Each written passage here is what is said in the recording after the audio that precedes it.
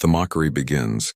The grand auditorium of the Galactic Military Academy floated in silence, a cathedral of polished metal and crystalline panels that captured starlight from 3 nearby suns. Row upon row of seats curved upward in perfect geometric precision, each one occupied by a cadet from one of the 73 member species of the Galactic Coalition. The air hummed with different breathing patterns, some pulling oxygen through gills, others through complex filter systems, and a few simply absorbing ambient energy through their skin. Commander Zethus stood at the center podium, his forearms folded in a gesture of authority that his species had perfected over millennia. His exoskeleton gleamed under the soft lighting, each plate etched with commendations from a career spanning 2 centuries. When he spoke, his voice resonated through translation devices embedded in every seat, ensuring that all present could understand regardless of their native communication method. The lecture hall had been buzzing with conversation moments before, but now an expectant hush had fallen. Today's session was special. Today they would examine one of the most controversial military decisions in recent galactic history. A decision made by the humans of Earth, those peculiar mammals who had joined the Coalition barely 3 standard cycles ago. Cadet Vrix shifted in his seat, his scaled body coiling with barely contained amusement. He belonged to the Sarkonian race, warriors who had conquered 47 systems before the Coalition had convinced them that cooperation yielded better results than domination. Next to him sat Cadet Ilyana, a being of pure energy contained within a magnetic field shaped vaguely like a humanoid form. Her people, the Luminae, were scholars and strategists, their intellect legendary across the galaxy. Behind them, the massive form of Cadet Thruk took up 3 seats, his rock-like body occasionally shedding small pebbles that dissolved into dust before hitting the floor. The Granite Collective, as his species was known, moved slowly but thought with crushing finality, and scattered throughout were dozens of other species, each one representing a civilization that had mastered interstellar travel, conquered disease, achieved post-scarcity economics, and developed military might that could shatter planets. And then there were the humans, the newcomers, the soft-bodied, short-lived, emotionally volatile mammals from a blue world on the outer rim. Commander Zethus activated the main display, and a symbol appeared, one that many in the room had seen in intelligence briefings but few had understood.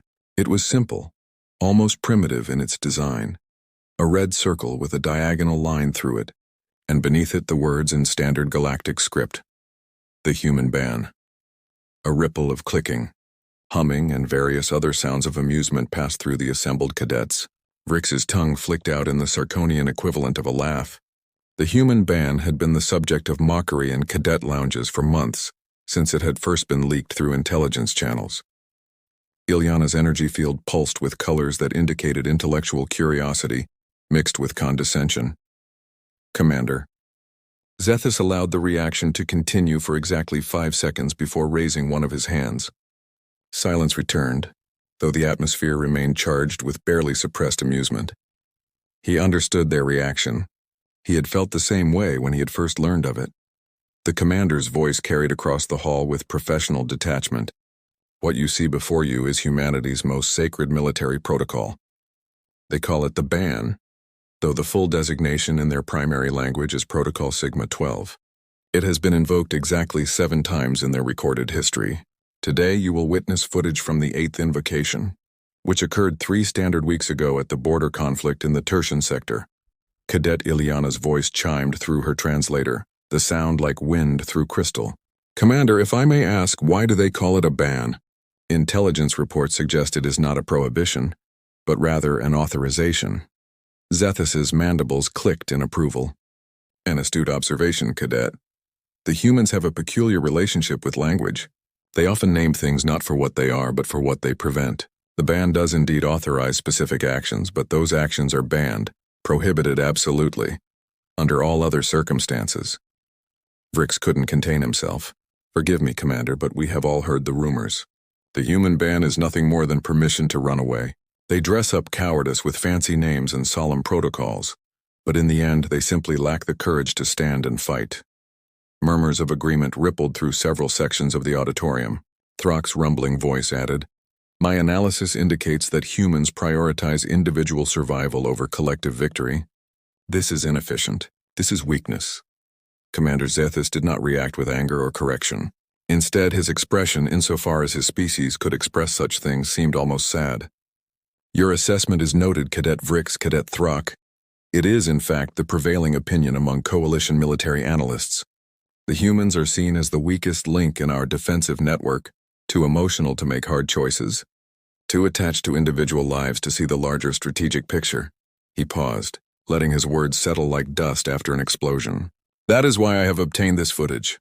That is why you are all here today. Because opinions, no matter how widely held, must be tested against reality. The lights dimmed further and the display expanded, filling the entire front wall of the auditorium. Static flickered across the screen, then resolved into an image that made several cadets lean forward despite themselves. The bridge of a human warship appeared before them. It was cramped by galactic standards, filled with primitive screens and manual controls that seemed absurdly outdated. The humans had been offered better technology when they joined the coalition, but they had insisted on maintaining their own systems, claiming they understood them better. Another sign of their backward nature, most thought. But what caught attention now was not the technology but the faces. Humans in dark blue uniforms moved with controlled urgency across the bridge, their soft features tight with concentration. At the center sat a woman, her hair pulled back severely, eyes locked on the main view screen. Text appeared at the bottom of the footage. Captain Sarah Chen, Commanding Officer, UES Perseverance. Vrix recognized the ship's designation. The Perseverance was one of humanity's newest vessels, assigned to patrol duty in the Tertian sector where Coalition space bordered the territory of the Krell Dominion. The Krell were not members of the Coalition, preferring isolation, but recent border tensions had everyone on edge. The footage had sound and now voices filtered through. Human voices speaking in their primary trade language, English, with translations appearing as text. An officer turned to Captain Chen. Ma'am, sensors are picking up multiple Krell signatures dropping out of faster-than-light travel. Count is 37 vessels, cruiser class and above. The captain's face remained calm, but her knuckles whitened as she gripped the arms of her chair. Broadcast our position to Coalition Command. Tell them we have a situation. Another officer, this one younger, his voice cracking slightly, reported, They're not responding to hails, Captain, and they're moving into an attack formation. In the Academy auditorium, Cadet Ilyana's energy field flickered with confusion. 37 cruisers against one human patrol ship? This is not a battle. This is an execution. Why did the Krell commit such overwhelming force? Commander Zethus spoke without looking away from the screen. Intelligence suggests the Krell were testing coalition response times. They chose a human ship specifically because they, like many of us, believed humans to be the weakest component of our alliance. On the footage, Captain Chen was speaking rapidly, her commands crisp despite the obvious hopelessness of her situation. All hands to battle stations. Charge weapons, raise shields, and someone get me a countdown on coalition reinforcements. The response came quickly, but it hit like a hammer. Nearest coalition fleet is 4 hours away at maximum speed, Captain. 4 hours. In the auditorium, several cadets made sounds of finality. 4 hours might as well be 4 years. The Perseverance would be debris in minutes once the Krell opened fire. Vrix leaned back, his initial amusement returning. Now we will see the famous human band in action. Watch them dress up their retreat with noble words while they run for their lives. But Captain Chen was not issuing orders to retreat. Instead, she was pressing buttons on her command console, each one requiring a biometric scan. A security measure, clearly, for something important. Her voice cut through the bridge chatter. All crew, this is the captain. What I'm about to do is invoke Protocol Sigma 12 under my authority, as commanding officer in combat situations. I need verbal confirmation from all senior staff. The camera angle shifted, showing other human faces around the bridge. They looked young. So young compared to the centuries-old commanders that other species fielded. Their lifespans were so brief, barely 100 years even with modern medicine. Children playing at war, many in the coalition believed. But the faces on the screen did not look like children. They looked like something else entirely. One by one, the senior officers spoke. First Officer Marcus Webb confirmed. Tactical Officer Jennifer Zhao confirmed. Engineering Chief Robert Santos confirmed. The confirmations continued, each voice steady, each face showing something that made even the mocking cadets in the auditorium fall quiet. It was not fear, though fear was certainly present. It was something harder to define, something that did not translate well into the logical frameworks of more advanced species. Captain Chen entered a final code, and a new screen appeared on her console, one marked with that same symbol from the beginning of the lecture, the red circle with the diagonal line. The human band her voice carried across her bridge with absolute clarity. Protocol Sigma 12 is now active. Authorization code Chen 7 Alpha 9er. We are now operating under the ban. In the Academy auditorium, Vrix expected alarms, expected the human ship to turn and flee at maximum speed, but the Perseverance held its position, directly in the path of the approaching Krell fleet. "Captain," the tactical officer said, her voice now carrying a different quality, something almost ritualistic. "Weapons are locked on primary targets. Firing solutions ready." "Engineering," Chen continued. "Transfer all available power to forward shields and weapons. Life support to minimum, gravity to minimum." The engineering chief responded immediately. "Transferring now, Captain. We will have approximately 17 minutes of combat-capable power. 17 minutes against 37 warships." Ilyana's energy field pulsed with genuine confusion now. "Commander, I do not understand. The human ban was supposed to be authorization to retreat. Why are they preparing for battle they cannot win?" Commander Zethus's voice held a new weight. "Keep watching, cadet. The footage is just beginning." On the screen, Captain Chen stood from her chair. She moved to the front of the bridge, standing before the main view screen where the Krell fleet grew larger with each passing second. When she spoke again, her voice was different, stripped of military formality, raw with something primal. "They came here thinking we would be easy prey. They came here thinking humans are weak because we value individual lives. They came here believing that our compassion is cowardice." She paused, and when she continued, every cadet in the auditorium felt something shift in the air, something ancient and terrible. They forgot that humans are not afraid to die. We are only afraid of dying for nothing, and today our deaths will mean everything. The Krell fleet opened fire and space erupted in light. The Perseverance shuddered under the impact, shields flaring brilliant colors as they absorbed energy that should have vaporized the ship instantly. But somehow, impossibly, the human vessel held together, and then it fired back. The footage showed something that made Commander Zethus pause the playback. He turned to face the assembled cadets, his forearms spreading wide. "What you have just witnessed is the activation of the human ban. I will now explain what it actually means, and why every species in this room has fundamentally misunderstood humanity's greatest military doctrine." The auditorium was completely silent now. No clicking, no humming, no sounds of amusement. Only attention, absolute and total. Zethus continued, "The human ban is not permission to retreat. It is the exact opposite. It is authorization to ensure that humanity is never underestimated again, regardless of the cost." The truth revealed Commander Zethus let the silence hold for 3 full seconds before resuming the footage.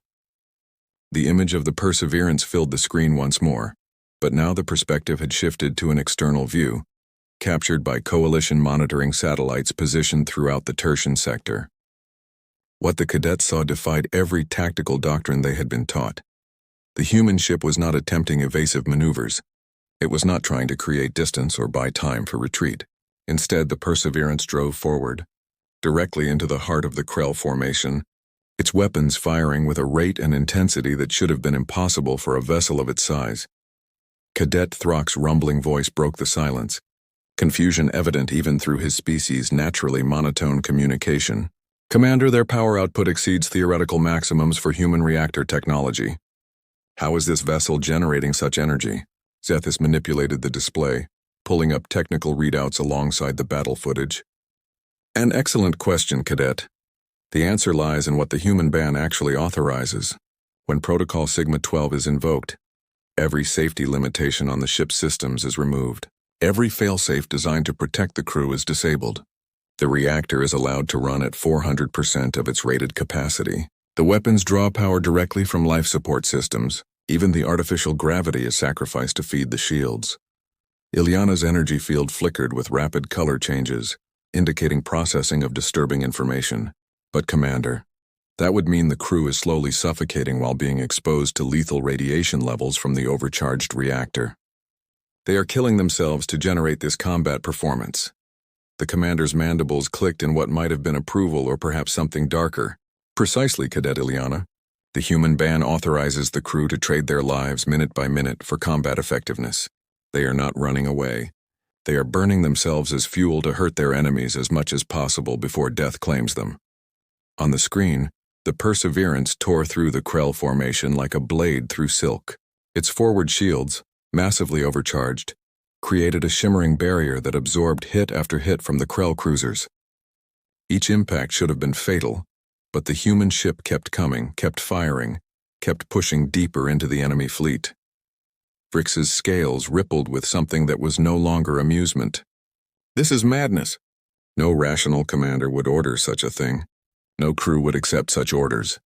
Commander Zethys turned to face the Sarkonian cadet directly. Would they not? Let me share something that human recruits learn in their most basic training. They have a saying, an old phrase from their ancient history. I regret that I have but one life to give for my country. That sentiment, that willingness to die for something greater than individual survival, is not an aberration in human culture. It is foundational. The footage continued, and now audio from the Perseverance's bridge filtered through again. Captain Chen's voice came across the communications system, but it was not filled with desperation or fear. Instead, it carried an almost transcendent calm. All stations, report status. Her words were measured, professional, even as alarm indicators flashed red across every console behind her. The responses came in sequence, each officer reporting from their station, even as the ship shook violently around them. Forward shields at 30%, port shields at 18%, starboard shields at 22%. Weapon systems functioning. We have successfully destroyed 4 Krell cruisers and damaged 11 others. Life support is at minimum. Oxygen levels decreasing. Estimate crew has 12 minutes of combat effectiveness remaining. 12 minutes. In the auditorium, several cadets made involuntary sounds of distress. The humans aboard that ship knew exactly how long they had left to live, counted down in precise minutes, and they were calmly reporting it like any other tactical data. Captain Chen acknowledged each report with a simple, "Copy that," then issued new orders. Tactical. Focus all fire on their command carrier. If we are going to die here today, we are taking their leadership with us. Engineering, I need 3 more minutes of maximum power. I don't care if the reactor goes critical. We will not be around to worry about the meltdown. The engineering chief's response was immediate. Understood, Captain. Giving you everything she has left. Commander Zethys paused the footage again and manipulated the display to show tactical analysis. Overlaid graphics demonstrated the Krell fleet's formation and how the Perseverance's suicidal charge had disrupted it completely. Observe the strategic impact, cadets. Before this engagement, the Krell fleet was in perfect attack formation, prepared to punch through this sector and strike at 3 coalition colony worlds. Now they are in disarray, 17 ships damaged or destroyed, their formation scattered, and their command carrier under direct assault from a ship they thought would flee or die easily. Cadet Ileana's voice chimed with new understanding. The humans are not trying to win this battle. They are trying to delay the Krell long enough for coalition reinforcements to arrive. They are spending their lives to buy time. Zethys's expression was unreadable. Partially correct, Cadet, but you still do not fully understand. Resume footage. The screen came alive again, showing the interior of the Perseverance. The camera had switched to show different sections of the ship, and what the cadets saw sent waves of shock through the auditorium. The corridors were dark now, emergency lighting casting everything in red shadows. Crew members moved through the halls wearing emergency respirators as oxygen levels dropped. Some were bleeding from radiation exposure, their skin showing the early signs of cellular breakdown. But they were still working. Engineers rerouted power conduits manually, their hands steady despite knowing they were already dead. Medical staff treated wounded crew members not to save them, but to keep them functional for a few more minutes. Weapons officers maintained firing solutions with mathematical precision, even as their bodies began to fail. And they were calm, not resigned, not defeated, but calm in a way that spoke of absolute purpose. The tactical officer's voice came through, now slightly slurred as oxygen deprivation affected her brain. Captain, We have confirmed hits on the Krell command carrier. Their shields are failing. Captain Chen's response was immediate. All remaining power to forward weapons. Every last jewel. I want that carrier dead before we are. The view switched to external cameras just in time to show the Perseverance's final attack run. The human ship, shields now flickering and failing, hull breached in dozens of places and trailing atmosphere and debris, drove straight at the massive Krell command carrier. Its weapons unleashed a concentrated barrage that lit up space like a miniature star. The Krell carrier's shields collapsed under the onslaught, and then its hull began to rupture. Secondary explosions bloomed across its surface as critical systems failed. The massive vessel, 10 times the size of the Perseverance, began to break apart. On the human bridge, alarms screamed with apocalyptic urgency. Hull breach on all decks, reactor containment failing, life support completely offline. But Captain Chen was watching the Krell carrier die, and something like satisfaction crossed her face. Her final words were quiet, almost peaceful. We held the line. They know now. They know what it costs to underestimate us. Then, turning to her crew, she said something that made every cadet in the Academy auditorium feel a chill. Despite the varied ways their species processed temperature, it has been an honor serving with you all. See you on the other side. The Perseverance's reactor went critical 3 seconds later.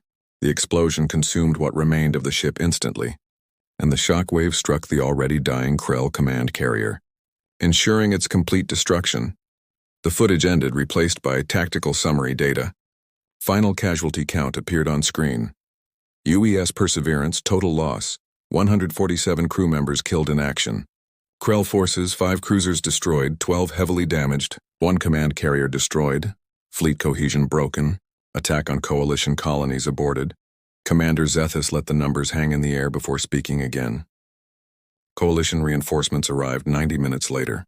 They found the Krell fleet in full retreat, unwilling to continue an offensive that had cost them their command structure. The 3 colony worlds that were the Krell's target, home to 4 million coalition citizens from 17 different species, remained safe and intact.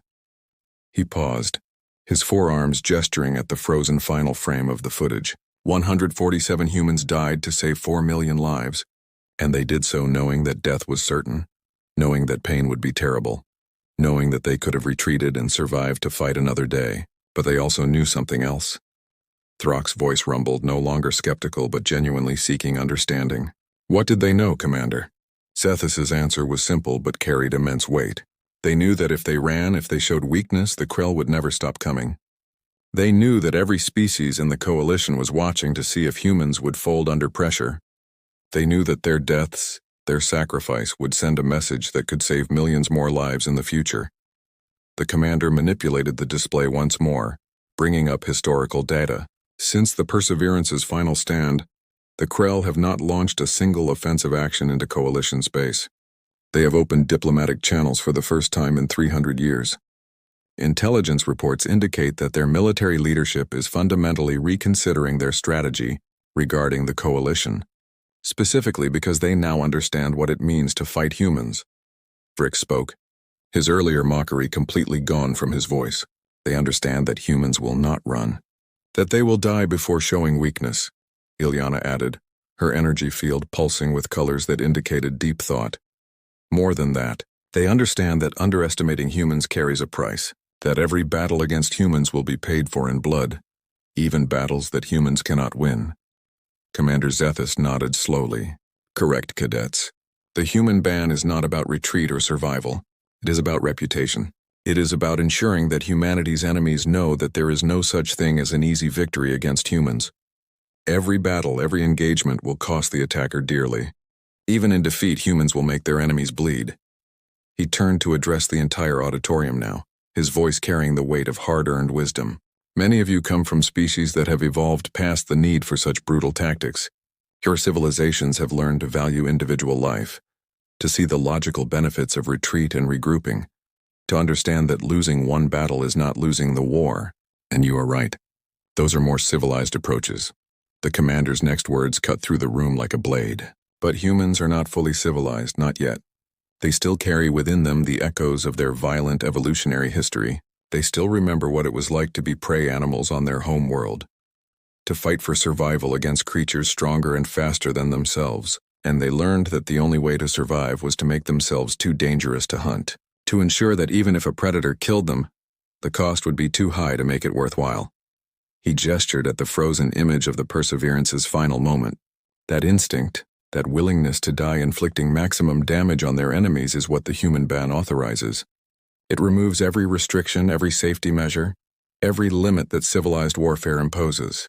It allows humans to become, for a brief time, what they once were in their ancient past, the most dangerous prey animal in the galaxy. Cadet Throck rumbled thoughtfully. This changes threat assessment protocols. Human forces cannot be evaluated by conventional metrics. Ilyana's field flickered in agreement. A single human ship under the ban has combat effectiveness, far exceeding its theoretical specifications. Any engagement with human forces must account for the possibility of Protocol Sigma-12 activation. Vrix was silent for a long moment before speaking. Commander, I mocked them. We all did. We called them weak, emotional, irrational. But what we witnessed was not weakness. It was something else entirely. Commander Zethus's mandibles clicked in acknowledgement. What you witnessed, Cadet Vrix, was why humanity survived long enough to reach the stars, despite having none of the natural advantages that other species possess. They are not the strongest. They are not the smartest. They are not the fastest. But they are, without question, the most willing to pay any price to protect what they value. He brought up one final piece of footage, this one showing a recording from inside Coalition Command, when news of the Perseverance's fate had arrived. The faces of Coalition admirals from a dozen species showed various expressions of shock, respect, and even fear. One admiral, a Lumine like Ilyana, had spoken words that were now part of the official record. Her voice played through the auditorium speakers. We brought humanity into the Coalition because we thought they would benefit from our protection, our technology, our wisdom. Now I understand the truth. We did not adopt them. They adopted us, and they will defend us with a ferocity that none of us can match. Commander Zethus deactivated the display and stood in silence, allowing his students to process what they had learned. Finally, he spoke one last time. The human ban has been invoked 8 times in recorded history. Each time the human forces involved have been completely destroyed. Each time their enemies have suffered catastrophic losses. And each time humanity's reputation has grown stronger. He looked across the assembled cadets, meeting as many eyes as he could. You are the future officers of the Galactic Coalition fleet. Some of you will serve alongside humans. Some of you will command human forces. And all of you must understand what it means when a human captain activates Protocol Sigma-12. It means they have chosen to die. But it also means they have chosen to make their deaths count for something. Your job, as their commanders and allies, is to make sure that sacrifice is not wasted. The lights in the auditorium rose slowly, returning the hall to its normal illumination, but something had changed in the atmosphere. The casual arrogance that had filled the room at the beginning of the lecture was gone, replaced by a kind of somber respect. Vrix looked at his fellow cadets and saw his own thoughts reflected in their faces. They had come here expecting to laugh at human weakness. They had left understanding that humans possessed a kind of strength that none of their own species could match. It was not the strength of advanced technology or superior intellect. It was the strength of absolute commitment, the willingness to pay any price for what they believed in. As the cadets filed out of the auditorium, their conversations were subdued. No one mocked the humans anymore. Instead, they spoke in quiet tones about tactics, about the implications of the human ban for joint operations, about how to honor the sacrifice of allies who were willing to die so completely. Commander Zethus remained at the podium, watching them leave. He thought about Captain Chen and her crew, about the 147 humans who had burned themselves out like candles to light the way for others. He thought about the message they had sent, not just to the Krell but to the entire galaxy. Humans were not the strongest species. They were not the most advanced. But they were perhaps the most dangerous when cornered, the most deadly when defending what they loved, and the most willing to sacrifice everything for a principle. The human ban was not a sign of weakness. It was a warning written in fire and blood that humanity would never be easy prey, and that warning had been received, understood, and would be remembered for generations to come. In the empty auditorium, The final image still lingered on the dark screen. The Perseverance, burning like a falling star, buying time for worlds to live with the currency of human lives. It was not a pleasant truth, not a comfortable reality, but it was truth nonetheless. The galaxy had learned its lesson: never underestimate humans, never assume their compassion is weakness, and never ever force them to invoke the ban. Because when humans stop caring about survival and start caring only about making their deaths matter, they become something that even the oldest and most powerful species in the galaxy have learned to fear.